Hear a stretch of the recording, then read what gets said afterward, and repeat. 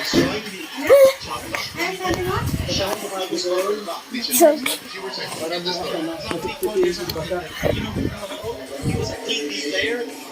college, and believe it or not, he's now a starter in the NBA, and that was beautiful. Top two para kay Maverick Andes. Wala ko yung play after play.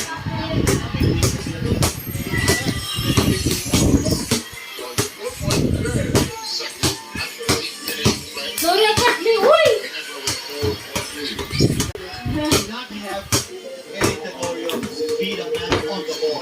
He's now playing off the ball. Dami din pala yung labahan ba? What? Off the ball. Ha? Soccer. Yeah.